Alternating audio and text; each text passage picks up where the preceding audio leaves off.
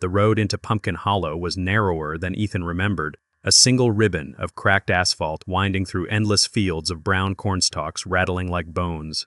October air seeped through the window of his old pickup, sharp and metallic, carrying the smell of wood smoke and damp earth. In the passenger seat lay a small wooden box, its lid carved with a single date, October Sensory Saint. Ethan's gloved fingers brushed it every few miles as if to be sure it was still there. No, 5 years had passed since the night Anna died on this road. The newspapers had called it a freak accident, a runaway wagon at the mayor's celebrated Halloween hayride. The official report blamed a teenage worker, but Ethan knew better. In the months after the funeral, he had traced the safety violations, the missing inspection reports, and the bribes that had made Victor Hale, the town's golden boy mayor, untouchable. He had also traced the way his own grief had turned into silence. For years he did nothing, until last October when he decided to stop waiting. Pumpkin Hollow appeared suddenly, a cluster of glowing shop fronts and garish orange lights strung across Main Street. Tourists crowded the sidewalks with paper cups of cider, snapping photos beside inflatable ghosts. Children in half-finished costumes chased one another around carved pumpkins. To them, it was all tradition and fun. To Ethan, it was a crime scene dressed for a festival. He slowed as he passed the old festival grounds, now expanded, with fresh fences and a giant banner reading Victor Hale Presents, the saffest, biggest hayride ever. The slogan made his jaw tighten. In the fading light, the new wagons gleamed with fresh paint, but he recognized the shape of the wheels, weld lines of the frames. The same wagons, only dressed up just like the town. A mile beyond Main Street stood the Maple Leaf Motel, a place so forgotten even GPS hesitated before showing it. The sign flickered weakly, the office smelled of stale coffee and disinfectant. Ethan signed the register as Daniel Moore, paying cash.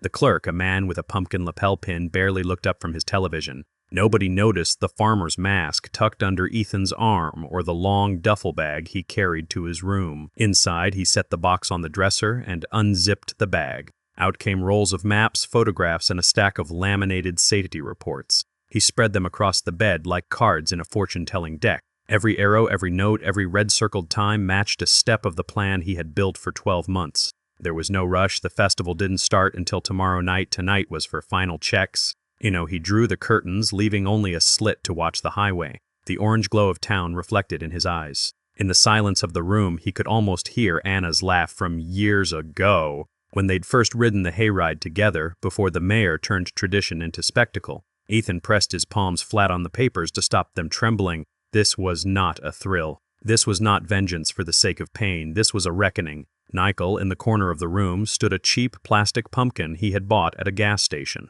He lifted its lid and revealed a small camera wired to a transmitter. Tomorrow, this pumpkin would sit at Anna's grave, feeding a live signal back to his laptop. Another piece of the puzzle. Outside, a gust of wind rattled the Motel Al Rattle Hell sign and now in Nas. Outside, a gust of wind rattled the motel's sign. Ethan slid the farmer's mask over his face, testing its fit. The eye holes were narrow, the mouth a stitched line. It was the mask of a man who worked the fields, anonymous, unremarkable, perfect for slipping among festival staff unseen. Oh no. He stood before the mirror in the glass. The mask stared back, expressionless. Beyond it, his own eyes burned with sleepless nights and 5 years of loss. He whispered, barely audible, "Tomorrow, Anna." Oh, then he turned off the lamp. The room fell into darkness except for the glow of the laptop screen where a countdown ticked toward Halloween night.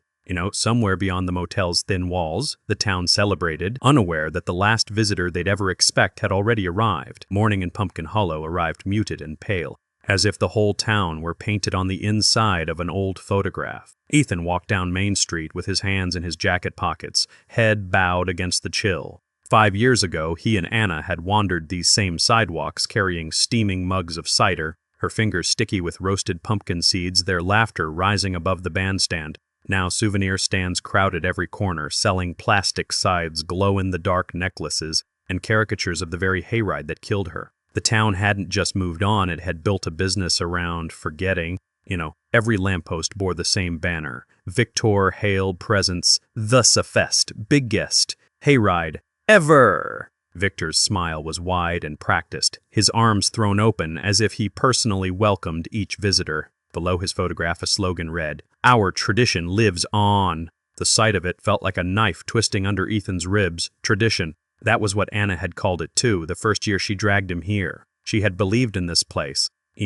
He turned off Main Street into a quieter lane lined with old maples shedding their leaves like copper coins. At the edge of the cemetery, the tourist noise faded into bird song and wind. The gate creaked when he pushed it open, revealing rows of headstones mottled with lichen. Anna's grave sat near the back beneath a birch tree that was already bare. Someone had left a bunch of supermarket flowers there, maybe her sister, maybe a stranger. Ethan knelt and brushed away dead leaves from the stone. His gloved hand lingered on the carved name.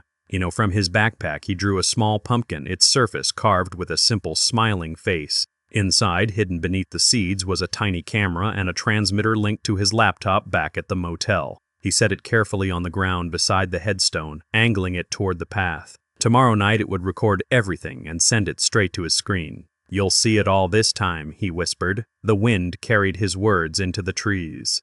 Standing again, he let his mind wander back over the files he had spent years compiling. Safety inspection reports signed off without actual visits, receipts showing cash transfers to the county office days before the festival, Victor's own handwriting on memos instructing staff to reuse wagons, fresh paint, no budget for replacements, and the worst of it, the scapegoat, a 17-year-old seasonal worker named Brian Lopez, accused of negligence, fined, and chased out of town. Ethan had tried to contact the boy, but the trail went cold. Victor Hale had bought himself not just immunity, but silence. Ethan left the cemetery by a side path, avoiding the tour groups arriving with their cameras. He moved toward the festival grounds for reconnaissance. The air smelled of diesel and fried dough. Wagons were being lined up, staff in orange vests, hammering signs into the mud. Through his dark sunglasses, Ethan scanned faces and found Victor Hale near the main tent, shaking hands with sponsors. Beside him stood a teenage girl in a black hoodie, a clipboard clutched to her chest.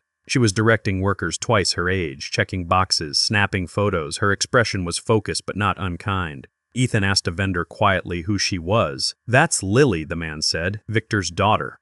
She's running the show this year while the mayor campaigns for re-election." Ethan felt something shift inside him like a gear slipping. He had imagined Victor as a single target, a corrupt man who had taken everything. He hadn't pictured a daughter barely out of childhood orchestrating the event. Through the zoom lens of his phone, he watched her gesture toward the wagons, noting potential hazards just as Anna once had. She looked conscientious different. Back at the motel that evening, he spread his notes again across the bed. Every red circle, every arrow, every timing point now intersected with a new variable, Lily Hale. He drew a question mark next to her name. If he went ahead exactly as planned, she would be in the blast radius, figuratively if not literally. And yet she was also the key to his leverage. The town adored her wholesome image. Victor had built part of his re-election on it. Exposing the father might also shatter the daughter. He poured himself a glass of water from the tap and stared at his reflection in the window. The farmer's mask lay on the dresser. Outside, the neon sign buzzed.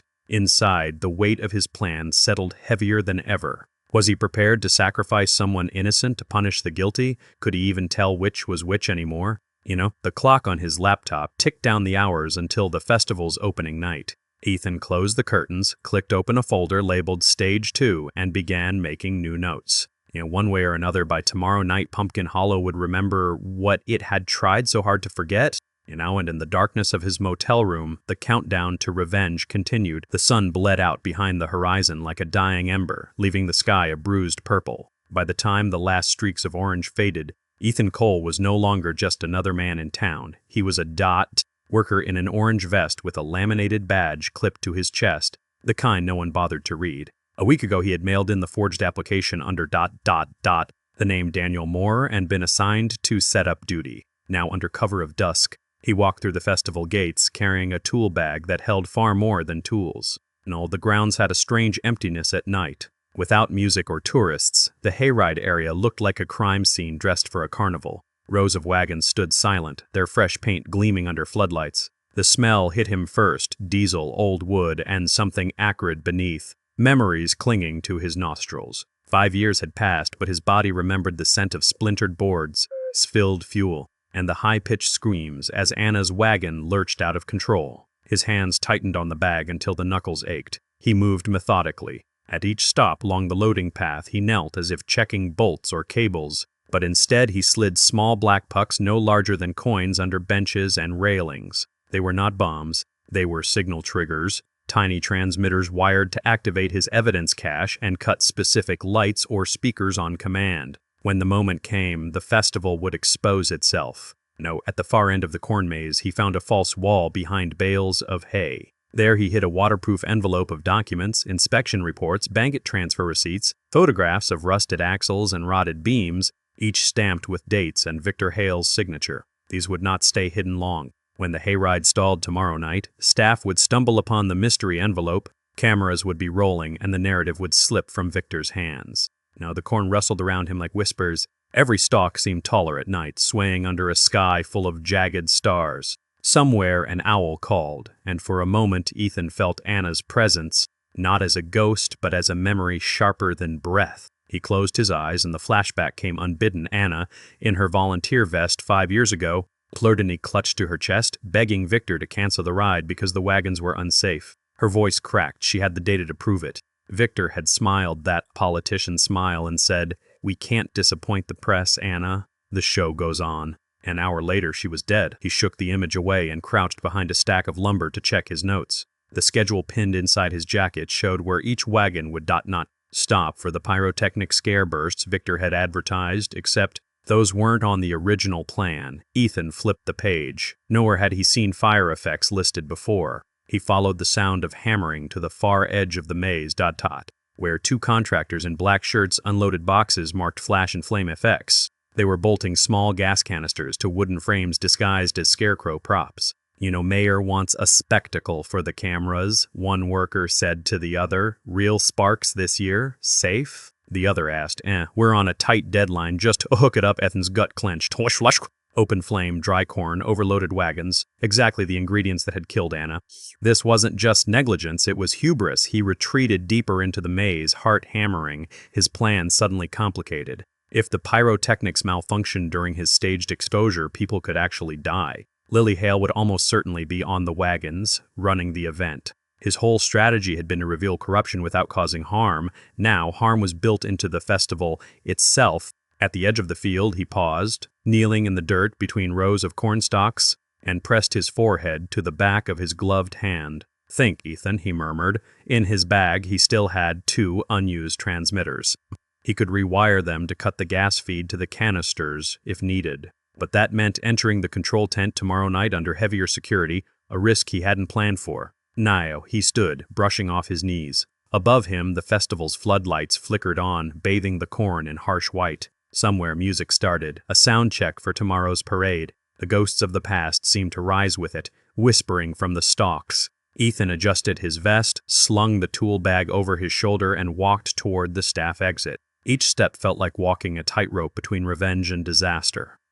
Back at the motel after midnight, he spread new sketches on the bed, drawing circles around the pyrotechnic sites. His laptop showed a live feed from the pumpkin camera at Anna's grave. Empty for now, but ready. The countdown clock ticked lower, Lily, in the glow of the screen. The countdown clock ticked lower. In the glow of the screen, Ethan's face looked older, harder. This was no longer the plan he had rehearsed for a year. It was something more dangerous, and he would have to improvise. He closed the laptop and stared at the ceiling. Tomorrow night, the festival would be full of tourists, news crews, and Victor Hale's family. The devices were in place, the evidence was hidden, but the fire was real. If he made one wrong move, the ghosts in the cornfield would claim more than memories. And somewhere in the maze, gas canisters waited for their cue. The town of Pumpkin Hollow looked almost unreal under the kickoff lights, strings of orange lanterns swaying in the cold wind, a brass band playing a tune half cheerful, half ominous. Every storefront was draped in black and gold bunting. Out on the fairgrounds, the air smelled of roasted corn,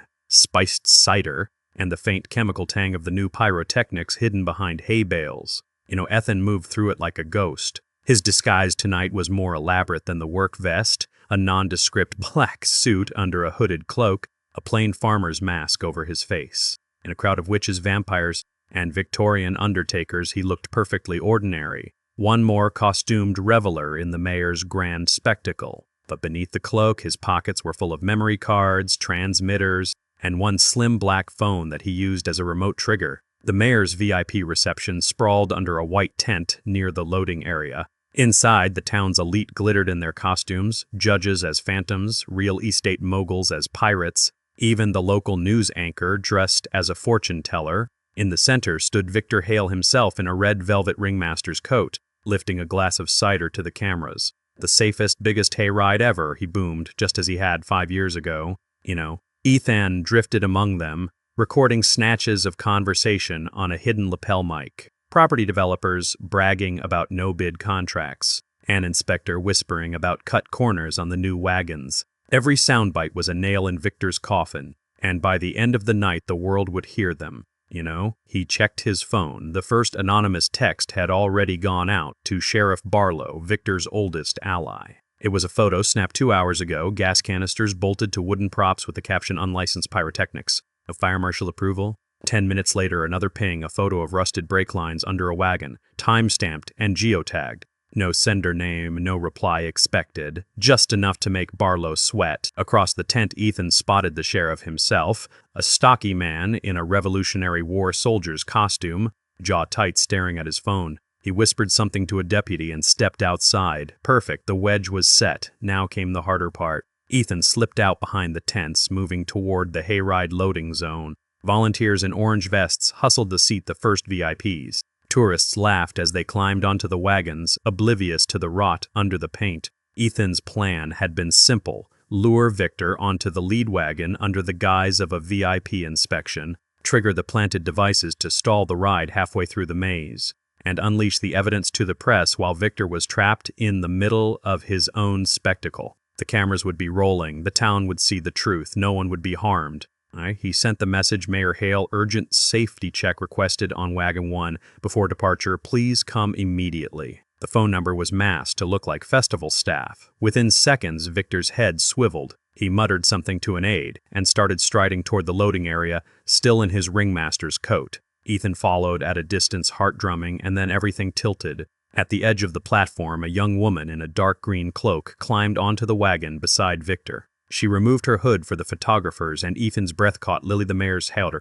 She looked nothing like the child in the old newspaper clippings, now a poised 17-year-old with her father's eyes and Anna's smile. She had been listed on the festival website as program coordinator, but Ethan had assumed she would stay behind the scenes, not ride the wagons into the maze. He froze halfway up the steps. This changed everything. His plan required the wagon to stall at the far end of the cornfield, far from quick exits. With Victor alone on board, it was leverage. With his daughter there, it was a hostage situation he had never intended. From the platform, a volunteer waved him forward. "Sir, you're with the safety team, right? Mayor Hale is already aboard." Ethan nodded automatically, his mind racing. Inside his pocket, the phone vibrated, the countdown for his devices already running. He could abort, but doing so would erase a year of work. He could proceed, but Lily might be caught in the chaos. Victor turned on the bench, speaking to Lily with a proud smile, unaware of the figure in the farmer's mask moving toward him.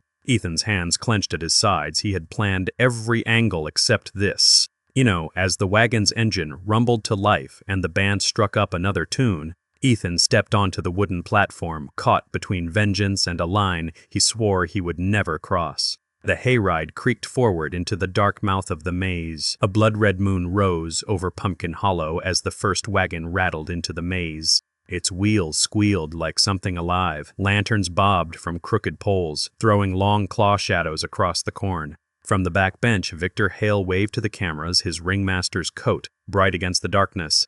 Beside him, Lily held a clipboard, headset glinting the perfect image of a dutiful daughter. Only Ethan, crouched at the rear under his farmer's mask, knew what waited in the stalks. The diesel engine coughed as it climbed a low hill of dirt. On cue, Ethan thumbed the hidden switch in his pocket. The first stage of his plan flickered to life. One by one, the overhead bulbs along the trail went out, plunging the path into a darkness too deep for a family-friendly hayride. Murmurs rippled through the passengers, cell phone flashlights clicked on, cameras rolled, a hiss cracked through the speakers. "The wagons aren't safe." The words were warped, slowed down, echoing through the corn like a ghost. Tourists gasped. Tourists gasped. Someone whispered, "Is this part of the show?" Victor's smile froze. He knew that voice. His knuckles whitened on the rail. Another switch in Ethan's pocket. This time, the wagon lurched as a hidden valve cut the brake line just enough to mimic a stall. The driver stomped the pedal. Nothing happened. The engine died with a shudder. All along the trail, other wagons slowed or stopped, dominoes of mechanical failure. It was exactly the same pattern as 5 years ago, but now the world was watching. Up on a hill near the entrance, news crew's lights swiveled to capture the confusion. In the control tent, a volunteer shouted into a radio. Sheriff Barlow, already rattled by Ethan's anonymous texts, stormed toward the maze. The town's carefully staged spectacle was collapsing on live television. Inside the wagon, panic began to bloom. Parents clutched their children. A costumed judge muttered about lawsuits. Victor stood, yelling at the driver to restart the engine. Lily grabbed his arm. "Dad, sit down. You're scaring people." Her voice trembled but held firm. Ethan, still crouched near the back, felt the sick twist of conscience he'd been trying to ignore. This was supposed to be exposure, not terror. Anna's recording played again, louder this time, spliced with inspection photos, rusted bolts, gas canisters, bank transfers, projected in stuttering flashes from a small device Ethan had hidden under the bench. Passengers stared as the images painted Victor's face in white and red light. The mayor sputtered, "This is fake. Someone is trying to sabotage me." But his voice cracked under the weight of recognition. Ethan's heart hammered. He could let it keep running. The next stage would trigger a minor spark at one of the new pyrotechnic props, a harmless flash meant to mimic a fire hazard for the cameras. But with the gas canisters, Victor had added at the last minute that harmless flash might not be harmless at all. Lily was here. Children were here. One wrong signal and history would repeat itself. His thumb hovered over in the glow of his device, he saw Anna's face again. Not the corpse in the morgue, but the woman smiling in a photo, hair wind blown, laughing as she carved pumpkins on this very street. She had warned Victor because she cared about the town, even when it betrayed her. Would she want this? Ethan drew a breath and made his choice. He keyed in a different code. All at once, the speakers cut to silence, the projection froze, and a new voice crackled out. A calm, measured voice, his own but pre-recorded. "Ladies and gentlemen, this is not an accident. This is a demonstration. You are safe. Look under your seats for proof of what has been hidden from you." Passengers reached beneath benches and pulled out sealed envelopes, copies of the evidence Ethan had planted. News cameras zoomed in. Reporters shouted questions. The chaos shifted from fear to outrage, from panic to revelation. Victor whirled around, eyes blazing, searching the wagon for the saboteur. His gaze slid over Ethan's plain farmer's mask without recognition, without rogue Werdak. "Whoever's doing this, stop it now!" Victor barked. But Lily was staring at one of the photos in her hands, her face pale. "Dad, these signatures, are they yours?" The wagon jolted as the engine restarted automatically under Ethan's second code. Slowly, it rolled forward toward the exit, still surrounded by flashing lights and angry murmurs. Victor lunged for the evidence packets, trying to snatch them back, but passengers pulled away. A tourist was already live streaming, reading aloud the bank transfers. The narrative had escaped him. Ethan exhaled. The dangerous stage was past, no fire, no stampede, but the unmasking had begun. As the wagon neared the final turn, he slipped off the rear step into the corn, vanishing between the stalks. Cameras swung toward the commotion on board, missing the cloaked figure retreating into darkness. Behind him, Victor shouted for security. Lily's voice rose above his, confused and wounded, demanding answers her father could not give. In the maze's shadows, Ethan crouched, heart pounding, watching the hayride roll out under the blood-red moon. His plan had survived, but it had also changed him. Revenge was no longer enough. Now came the reckoning. And the night of masks and deceptions was not yet over. The maze narrowed until the cornstalks pressed close like cathedral walls. The festival noise faded to a muffled roar behind them. He had leapt from the wagon to chase the saboteur, but found only dead ends, flickering lanterns and the faint glow of a screen ahead. Unbeknownst to him, Ethan had been guiding him here all along, one hidden trigger at a time. At the center of the maze stood a small clearing. Straw bales formed a rough circle around a wooden cross draped with a volunteer's vest and a sun-bleached photo of Anna Cole. Candles flickered at its base, their light trembling like nervous hearts. It looked like a shrine raised by strangers, but it was Ethan who had built it overnight, each candle wired to a tiny transmitter. Above, bolted to a support pole, a camera lens winked red. Victor stopped short. "What is this?" he barked. His voice cracked in the stillness. From the shadows stepped the farmer-masked figure, moving slowly into the candlelight. Ethan pulled back the hood for a heartbeat. The two men just stared, the grieving widower and the unrepentant mayor. Victor's eyes widened. "Cole, you're dead, ruined, forgotten." Ethan's voice was low, steady. "No, just patient." Hidden microphones carried every word to the festival entrance where giant LED screens had been set up for live highlights. Families who had fled the stalled wagons now gathered before the screens, expecting an announcement. Instead, they saw a candlelit clearing, a memorial, and their mayor cornered by a man in a plain mask. Victor straightened, trying for his public voice. "Ladies and gentlemen, whatever you're seeing, this is a hoax. This man, Ethan cut him off. 5 years ago, Anna begged you to cancel the hayride. You bribed inspectors. You blamed a 19-year-old volunteer for the accident you caused. And when she died, you smiled for the cameras." Victor glanced around, searching for security. None came. Sheriff Barlow stood at the edge of the crowd outside the maze, phone in hand, reading Ethan's evidence for the 10th time. His jaw was set. For the first time in decades, he wasn't moving to protect the mayor. Ethan pressed a button on a small remote. Screens flickered with bank statements, inspection photos, emails bearing Victor's signature. Above the memorial, a drone dipped lower, capturing Victor's face in high definition. "This isn't a hoax," Ethan said. "This is the truth you buried." Victor lunged, grabbing Ethan by the lapels. "You think terrorizing a festival will undo the past?" he hissed. "You think people will believe a bitter widower over me?" Ethan didn't flinch. "They're not believing me. They're watching you." On the big screens, the audience saw Victor's fingers tightening on Ethan's jacket, saw the desperate gleam in his eyes. Murmurs rippled through the crowd. Lily pushed forward until she stood directly before the screen, one hand over her mouth. She had opened one of Ethan's evidence packets herself. She had seen the transfer of festival funds into shell companies bearing her father's initials. "Dad," she whispered. "Is it true?" And Victor froze. In that instant, something in his face cracked, a lifetime of control splintering. "Lily, sweetheart," he began. "Naya," Ethan stepped back, voice quiet but carrying. "This was never about hurting you, Lily. None of this was meant to harm anyone. Every failure you saw tonight was simulated, brakes disabled only enough to stall, sparks only flashes without fuel. Your father added the gas canisters. That's the only real danger here." The words rolled out to the screens, to the microphones, to the sheriff's waiting ears. The narrative flipped, Ethan as orchestrator of exposure, Victor as architect of true risk. Pumpkin, Hendra Shoot of Sadat Atashi. Lily turned her face away from her father, eyes shining with betrayal. "How could you?" she whispered, though the cameras caught it. Her silence was louder than any accusation. Ethan raised his hands, palms open. "Confess, Victor. Tell them before the sheriff does. Tell them before your daughter has to." Victor's shoulders sagged. He glanced once at the camera above the shrine, then at the photo of Anna, then at Lily's retreating figure on the screen. Something in him gave way. In a voice stripped of polish, he muttered, "I did what I had to." "The festival, my career," she wouldn't listen. "Say it," Ethan demanded. Victor looked up at the camera.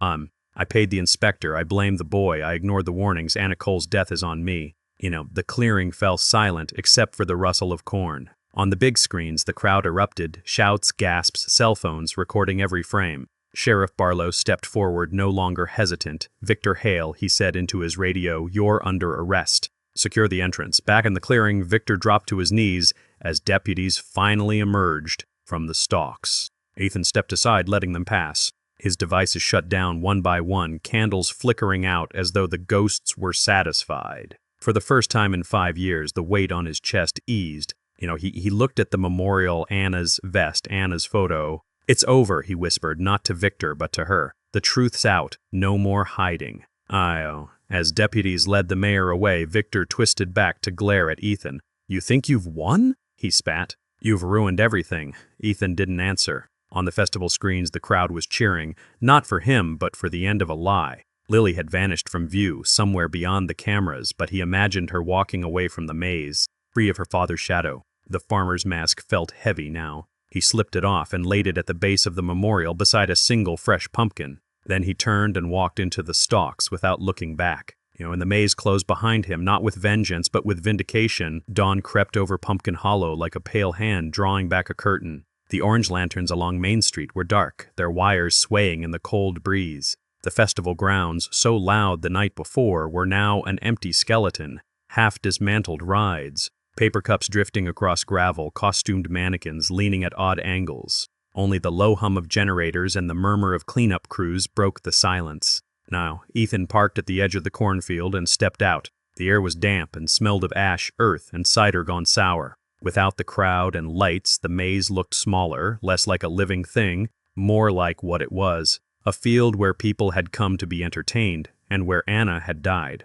He walked the path slowly, boots sinking into soft soil, until he reached the clearing at its heart. The memorial still stood. Candles had burned down to nubs. The volunteer vest draped across the wooden cross fluttered weakly. On the ground lay his farmer's mask, exactly where he had placed it after Victor's arrest, dew beating on its rough surface. He knelt and touched it, feeling the cool plastic under his fingers. For 5 years, that mask had been an idea as much as an object. His anonymity, his obsession, his refuge. Leaving it here was the closest thing to forgiveness he could give himself.